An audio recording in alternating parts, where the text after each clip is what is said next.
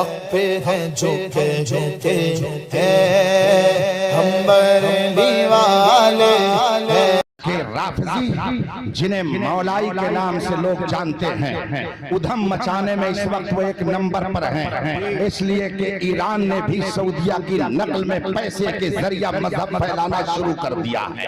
جس طریقے سے سعودیہ نے اپنی دولت کے ذریعہ نہ جانے کتنوں کو وہابی بنایا، نہ جانے کتنوں کو بدعقیدہ بنایا، ایران نے یہ فلسفہ سمجھ لیا، آج ہندوستان میں اس کی دولت کا دہانہ کھلا ہوا ہے اور جگہ جگہ جاہل قسم کے لوگ صحابہ پر تبرہ کر رہے ہیں، محبت اہل بیت کا نام لے کر صحابہ کی عظمت کو تار تار کرنے کی کوشش کر رہے ہیں۔ ایسے ہی ایک غریدہ دہن کہیں امروہہ کا رہنے والا ہے، وہ طرح طرح کی بکواس کرتا ہے۔ حضرت سیدنا صدیق اکبر، عمر فاروق اعظم، عثمان غنی رضوان اللہ تعالی علیہ اجمعین کی شان میں وہ تبرہ کرتا۔ بہت دنوں سے میں اس کا نام اس گستاخی کے حوالے سے سنتا تھا۔ کل اتفاق سے جب بنگلور میں میدان مناظرہ میں جانا ہوا تو میرے سامنے وہی موجود تھا جس کو میں نے صرف سنا تھا، دیکھا نہیں تھا، اور جب پتا چلا یہ وہی گستاخ ہے، دل میں سوچ لیا کہ الحمدللہ آج تو پتا چلے گا کہ کل کے رضا ہے خنجرے خونخوار برپار، آدھا سے کہہ دو خیر منائے نہ شر کرے۔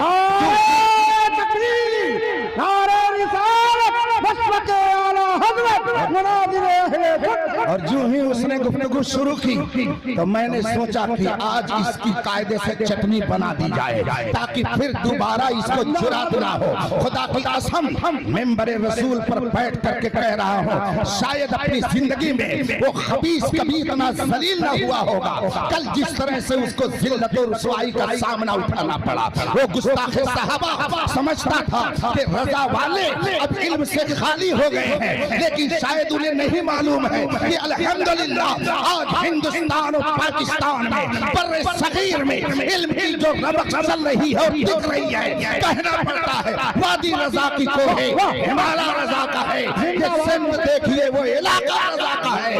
اوروں نے تو لکھا ہے بہت علم دین پر جو کچھ ہے اس صدی میں وہ تنہا رضا کا ہے۔ علم کی وراثت رضا والوں کو حاصل ہے، علم کی وراثت تو انہیں ہندوستان میں ملی ہوئی ہے۔ میں نے سوچا کہ ابھی ذرا تھوڑی دیر ان کو قاعدے سے مزہ چکھایا جائے۔ میں نے کہا یہ مناظرے کی کتاب ہے، اس کتاب میں لکھا ہوا ہے کہ دونوں مناظروں کا ہم پلہ ہونا ضروری، ہم پلہ ہونا اچھا ہے، دونوں مناظروں کو ہم پلہ ہونا چاہیے، جو معیار علم اس کا ہو وہی معیار علم ادھر کا بھی ہو۔ تو میں نے کہا کہ آپ سے میرا پہلا سابقہ ہے، اس لیے میں چاہتا ہوں کہ ذرا آپ کا مبلغ علم معلوم ہو جائے، آپ کہاں سے فارغ ہیں، کس ادارے کے فارغ التحصیل ہیں، اور برائے ثبوت ذرا سند دکھا دیجئے کہ آپ کس ادارے سے پڑھ کر کے آئے ہوئے ہیں۔ اس نے کہا سند کی کیا ضرورت ہے، اتفاق سے اس سے پہلے جب اس نے شرائط لکھ کر کے بھیجے تھے تو اس میں ایک جگہ خود لکھا تھا علی مع القرآن والقرآن مع علی وہذا حدیث صحیح الاسناد، اس پر میری نظر پڑ گئی۔ میں نے کہا یہ دیکھیے آپ کی طرف سے یہ شرط آئی ہوئی ہے، اس میں لکھا ہوا ہے یہ حدیث صحیح ہے، اور آگے یہ بھی لکھا ہوا سند کے اعتبار سے صحیح ہے۔ اس کا مطلب یہ ہوا کہ حدیث رسول وہ اسی وقت مانی جائے گی جب اس کی سند صحیح ہو، اگر سند صحیح نہیں ہے تو حدیث رسول کو نہیں مانا جائے گا۔ ارے میاں جب حدیث رسول کو بغیر صحیح سند کے نہیں مانا جا سکتا ہے تو آپ کو عالم بغیر سند کے کیسے مانا جا سکتا ہے؟ جو ہی میں نے کہا ان کو دن میں تارے نظر آنے لگے، اور اس کے بعد میں وہ ادھر ادھر کی جب باتیں کرتے رہے تو انہوں نے کہا ارے بات کرنی چاہیے، بحث کرنی چاہیے۔ میں نے کہا الحمدللہ ہم اہل سنت ہیں، ہمارا ایمان قرآن پر ہے، ہم عمل کرنے والے قرآن و حدیث پر ہیں، اجماع امت کو بھی مانتے ہیں، قیاس کو بھی مانتے ہیں، ہم قرآن پر عمل کر رہے ہیں، اس لیے کہ قرآن نے ارشاد فرمایا ہے وَعِبَادُ الرَّحْمَنِ الَّذِينَ يَمْشُونَ عَلَى الْأَرْضِ هَوْنًا وَإِذَا خَاطَبَهُمُ الْجَاهِلُونَ قَالُوا سَلَامًا۔ اللہ کے نیک بندے وہ ہیں کہ جب زمین پر چلتے ہیں تو بہت آہستہ آہستہ چلتے ہیں، اور جب جاہل ان سے گفتگو کرتا ہے تو ان سے وہ بحث نہیں کرتے ہیں بلکہ قالوا سلاما، وہ سلام کہہ کر کے چلے جاتے ہیں۔ تو اگر آپ جاہل ہوئے تو ہم آپ سے بحث نہیں کر سکتے ہیں، اس لیے کہ قرآن نے ہمیں تعلیم دی ہے۔ تو ہم چاہتے ہیں پتہ چل جائے کہ آپ کا مبلغ علم کیا ہے۔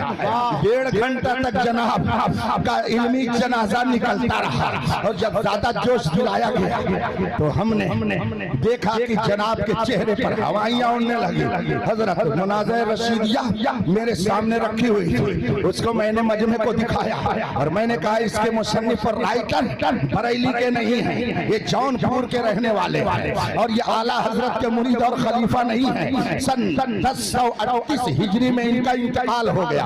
یہ کتاب 400 سال پہلے کی ہے۔ اس میں لکھا ہوا ہے کہ دونوں مناظر اگر ہم پلہ ہوں تو مناظرہ کرنے میں سہولت، اور دونوں کو چاہیے کہ ہم پلہ رہیں۔ میں نے ترجمہ تو کر دیا مگر عبارت کے لیے میں نے ایک صاحب کو وہ کتاب تھی اور میں نے کہا لے جائیے ان کے پاس، کہہ دیجئے کہ اس کو پڑھ دیں اور پڑھ کر کے اس کا ترجمہ کر دیں۔ لیکن جناب کو دن میں تارے نظر آنے لگے۔ وہ کیا سمجھے بیچارہ کہ علم کیا چیز ہے، وہ کیا سمجھے کہ مناظرہ کیا چیز ہے۔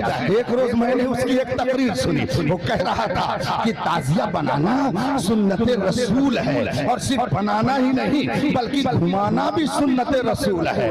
اور دلیل کیا دے رہا ہے کہ رسول پاک صلی اللہ علیہ وسلم مکے میں امام حسین کو کندھے پر بٹھا کر مکے کی مدینے کی گلیوں میں گھماتے تھے، اور تعزیہ امام حسین کی یادگار ہے تو اسے بھی گلیوں میں گھمانا یہ رسول پاک کی سنت ہے۔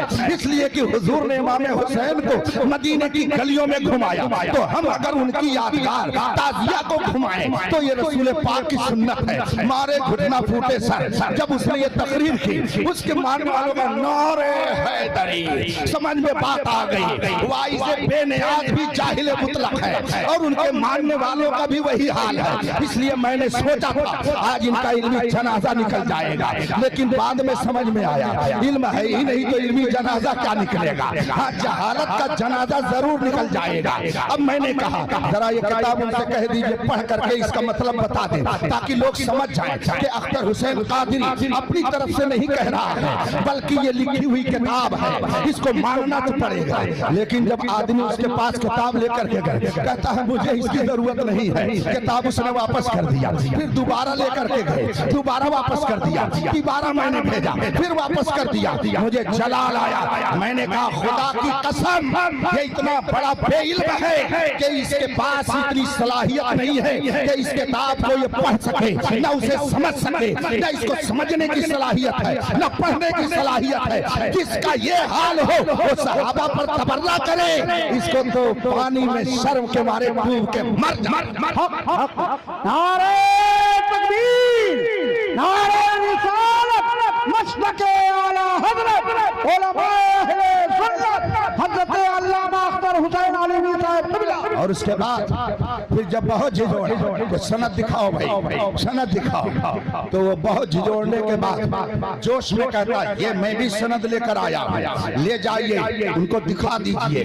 میرے بغل میں مولانا شہزاد عالم صاحب استاد جامعۃ الرضا بریلی شریف بیٹھے ہوئے تھے۔ میں نے ان سے کہا ذرا دیکھیے تو انہوں نے ہنس کے کہا حضرت یہ تو عجیب سند پیش کر رہا ہے اپنے عالم ہونے کی۔ میں نے کہا وہ کیا؟ کہا ایک حفظ کی سند ہے اور ایک اردو ڈپلوما کی سند ہے، اس کے علاوہ اس کے پاس کوئی سند ہی نہیں ہے۔ میں نے کہا اللہ اکبر، ارے جناب اسی لیے تو آپ اتنی دیر سے سند نہیں دکھا رہے تھے، اس لیے کہ آپ کے پاس عالم کی سند ہے ہی نہیں، چونکہ آپ نے پڑھا ہی نہیں ہے، آپ بے علم ہیں۔